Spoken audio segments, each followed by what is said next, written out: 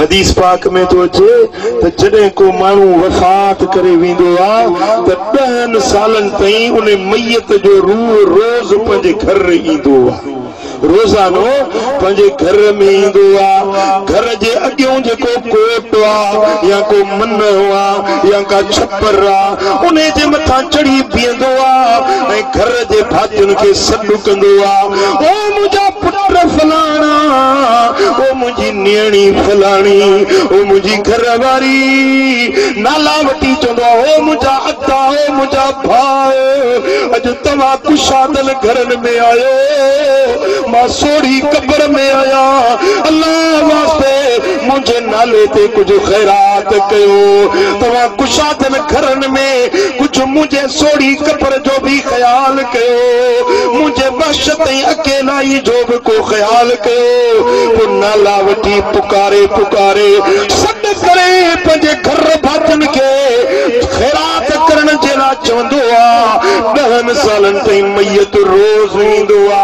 10 सालन ताईं वरी जुम्मन जुम्मन ते ईंदो आ 10 सालन ताईं ईदुन ते ईंदो आ 30 सालन ताईं मैयत जो रूह घर ॾे मोटंदो आ सुभान अल्लाह ओ बेटा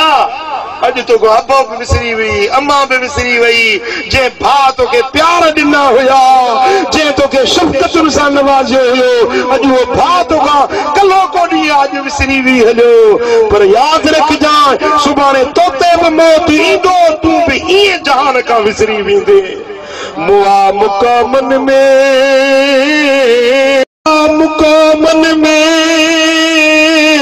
सिकन कार सलाम अल्लाह आन कियाम तपसो मोहम्मद करीम जो मुझा दोस्तों जिन मलक मैयत खां कब्रिस्तान खां को मिट्टू को अजीज को प्यारो ये गुजरंदो आ तो वो कब्र मां रड़ करे चलो ता थोड़ो पी जाए ओ मुझा बच्चा थोड़ी देर पी जाए थोड़ी देर मुखे पान में खारियो वने साईं फरमाइंदा यस्तअनिसुल मय्यत मिनल हय्य कमा यस्तअनिसुल हय्य मिनल हय्य जे बचेरा मानू हिक ॿिए सां मिली रूह हासिल कंदा आहिनि रूह रिहाण कंदा आहिनि मैयत जे कब्र ते